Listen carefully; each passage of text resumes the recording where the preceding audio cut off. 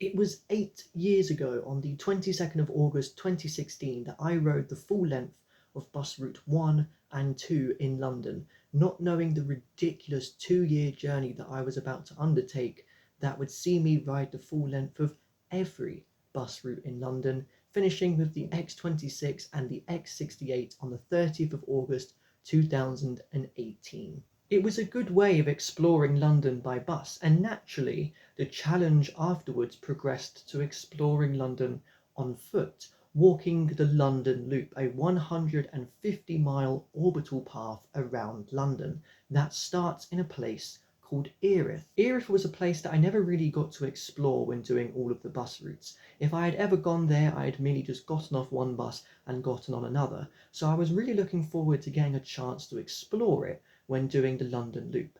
And when I did, I came across a place called Erith Pier, which I fell in love with and knew that I would want to return one day when I wasn't doing the London Loop. What I didn't realise though is that when I inevitably would return to Erith Pier, is that it would be at a ridiculous time at night. Because when I did all of London's bus routes, what I didn't do was London's night bus routes. One night I caught the N89 bus to Erith.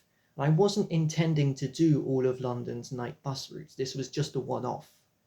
Except 2 weeks later, I did the N1 to Thamesmead. But that's beside the point. I still wasn't intending to travel on all of London's night bus routes. 1, 2, Hampstead Heath. N1 to Thamesmead. These were done on a cold winter's night in November. And when summer came around next year, thoughts of these two trips came back in my mind. And because I never got to see the sunrise, because the sunrise is so late in the winter, I thought it might be a cool thing to do to go back to Erith and this time watch the sunrise whilst the temperature levels were at a moderately decent level. And so I went back to Trafalgar Square and caught the N89 again, and watching the sunrise from Erith Pier that morning remains to this day as one of the happiest memories I've ever made. I remember that night in Trafalgar Square though, seeing other night bus routes go by, like the N9 to Heathrow, and thinking of other places which could be cool to go and watch the sunrise as well. And them thoughts stayed in my mind. I remember I was in Coulsdon not long after, saw the N68, thought, oh yeah, Coulsdon Common will be a good place. And of course, them thoughts eventually transpired to, why don't I just ride all of London's night bus routes? You might be asking yourself why. I'm asking myself the same question. I still don't have an answer, but that's what I did. And eventually, on the 22nd of August 2020, 4 years after I rode routes 1 and 2, I rode the N550 and the N551, which was the last two night buses that I needed. N551 to Galleons Reach Shopping Park. After that point though, I was done. No more overnighters, as I like to call them. I wasn't going to go out on any more night buses or watch the sunrise again from any place in London. But considering it's been such a long time, and it's also been 3.5 years since I was last at Erith, which is quite insane to me because that would be a place that I would visit on a regular basis, I have wanted to return there for quite a while. So considering that it's the anniversary week of when I both started and finished riding all of London's bus routes, and the weather has not been the best during the day, it isn't that bad at night time. So I thought that I would once again relive that memory and ride the N89 from Trafalgar Square to Erith and watch the sunrise from Erith Pier. Trafalgar Square. This is where I would come on a lot of my overnighter trips because, well, half of the night routes terminate here, and if I had a long wait for some of them, because most of them have a half-hourly service, I would sit on the base of Nelson's Column over there, which, if I was spotted doing that in the daytime, they probably wouldn't like me very much. And here's the bus, all posed up and ready for a trip to Erith. Route N89 starts off by heading down and around the Old Witch, heading down Fleet Street towards St Paul's Cathedral, but it turns right to head over Blackfriars Bridge, which not too many routes go over. M89 to Erith. Elephant and Castle comes next, and after a left turn at Camberwell, it heads past Peckham and New Cross to reach Lewisham Station. where we join up with the regular 89 that starts there and then goes across Blackheath, which at night time is just a vast open space of nothingness. Oxleywood, Woodlands Farm. Straight down Shooter's Hill brings us out to the deserted town of Bexley Heath, where the N21 terminates, and shortly afterwards does a little loop to serve Slade Green Station, where the regular 89 terminates. Forest Road, Slade Green Station. Once the loop is complete, we now follow Route 99 to Erith. It's quite unusual to have a night bus be extended on both sides of the regular daytime route counterpart. N89 to Erith. And there we go, the route is complete. Time to head for the pier.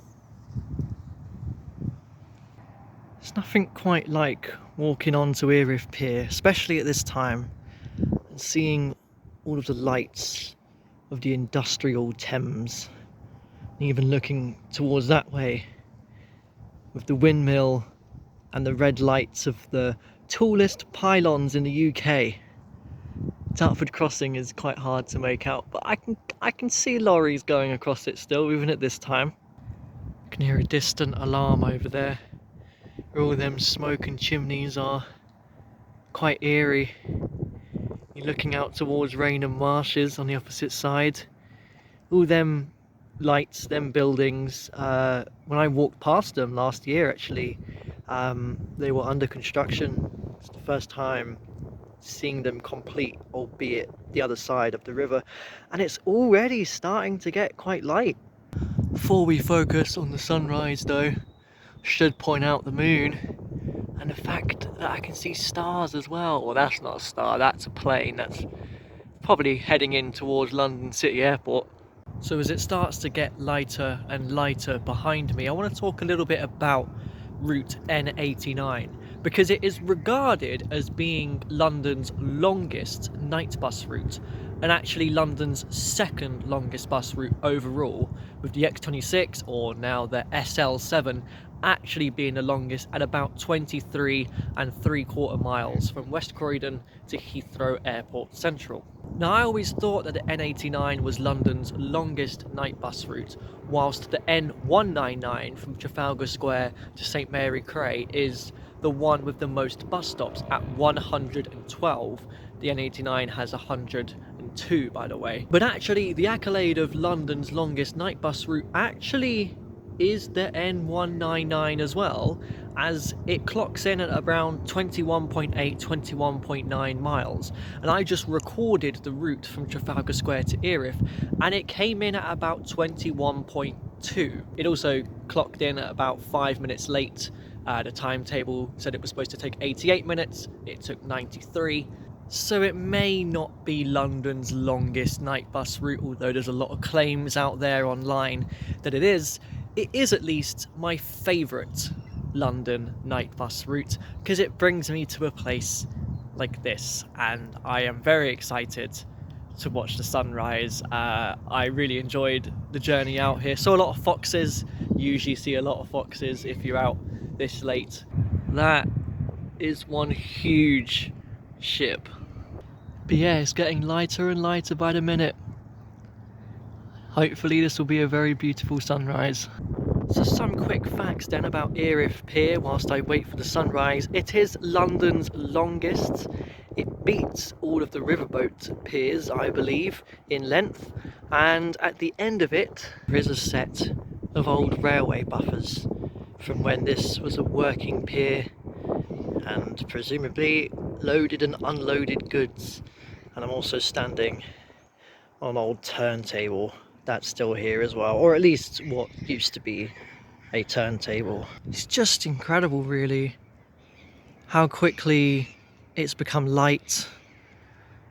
I'm getting a view over towards the wind turbine and Dartford Crossing over there. The early morning birds are out. But then again, there's like a rubbish tip over there and Raynham Marshes on that side. There's also a landfill site, so it kind of makes sense there's a lot of birds around here.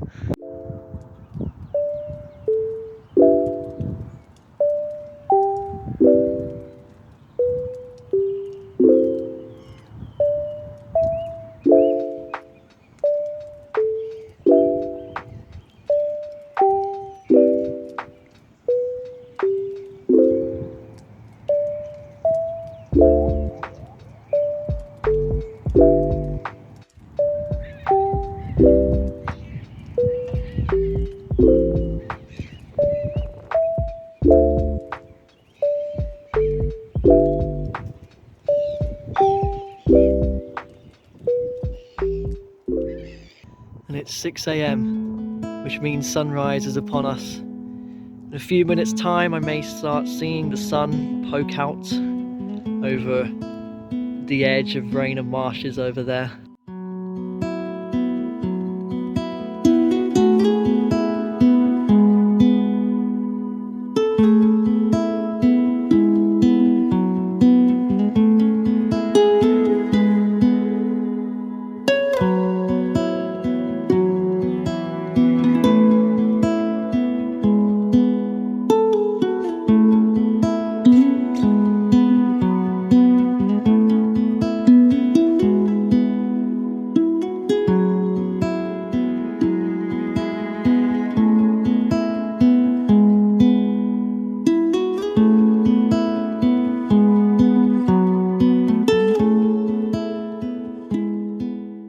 Say how ridiculously quick the sun has risen, but it has also been half an hour. The time just goes so quick whilst you're here.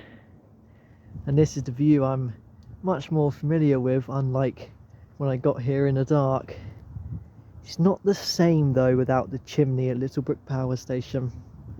I'll forever be gutted that I didn't know that they were demolishing that and I didn't see it collapse. Even though the sun is out now, the moon is still visible, the stars less so. And being here early on the morning is now very much reminding me of my first visit here at the beginning of the London Loop.